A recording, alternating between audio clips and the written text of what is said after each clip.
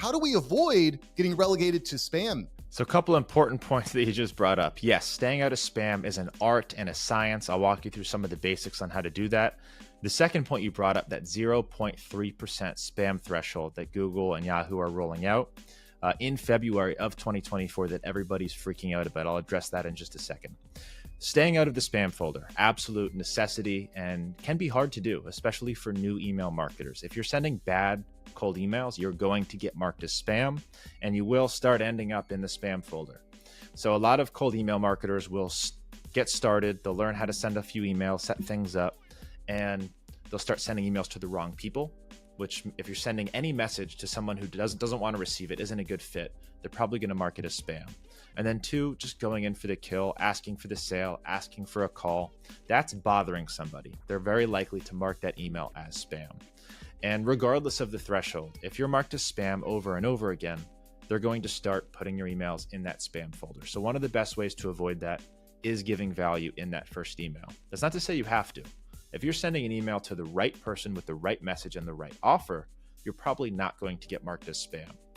Now, a few things that you can do to avoid the spam folder. One, make sure that the technical DNS records of your email are set up correctly. There's things called a DMARC record, a DKIM record, a BIMI record. If you can have all of these things in your email, it's going to be a good signal to the servers, and you're probably going to be safe. The other thing that's important to do is warm up your mailbox. So a warm up is attaching your mailbox to a network of other email mailboxes. And these exchange emails, marking them as important, removing them from the spam box, replying to a certain percentage of them, training the servers that this mailbox sends good emails. So if you're doing that consistently and you're keeping your sending volume low and you're sending good messages and your technical email setup is sound, then you're probably going to be okay. But people do get this wrong a lot of the time, and it can be hard to get out of. That's why you need multiple mailboxes, multiple domains, and never use your primary business domain to send cold emails. Now, the second thing that you brought up is that 0.03% spam threshold. Honestly, I think this is much scarier for businesses who are emailing their list than it is for B2B cold emailers. This new update is being rolled out to protect consumers, so anyone with an @gmail.com or @yahoo.com email address. And the 0.3% is insanely low. That's 3 out of 1,000 emails getting marked as spam.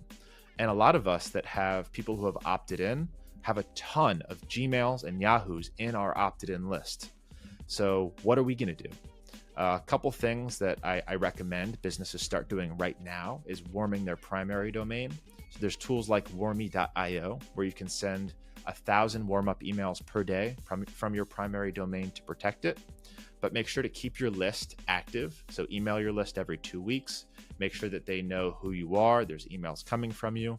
Because if you wait 6 months, you wait a year, and you email that person, they may have forgotten that they opted in. Spam. So a lot of different things that you can do. Cleaning your list, making sure that the emails remain valid. But it is going to be very scary for email marketers out there. Yeah, no doubt. And the last thing you want is to get your domain screwed up and be relegated to the spam folder. That's kind of like the kiss of death. We don't want that. We don't want that. So we don't want that. There's one thing that I recommend everybody starts to think about right now, and I mentioned it earlier. It's a BIMI record, a BIMI record. This is something released by Google, I believe, in 2022. And you've probably seen emails from big companies like Asana and Apple coming into your Gmail inbox with their icon and a blue check next to it. And this is from a BIMI record. It's verifying that that business is real, is legit. It adds the trust and credibility of that blue check, but most importantly, it protects your primary domain's deliverability, especially for Google inboxes. So this does require you to have a trademark on your icon or logo, and then it's about $1,500, and you have to work with a company like Entrust.com to get that DNS record, that BIMI record, that you'll then put in your domain, and it will protect your entire company. Every staff member who uses your domain, every subdomain that you use, everything will have a blue check and your company icon. It's a very cool thing. It takes a couple steps, especially the trademark step, but will be definitely worth it going into 2024 and beyond. Interesting. Yeah. Not something I heard. We got one for our company in 2023. It's been awesome. Yeah, leadgenj.com. Sick, super cool.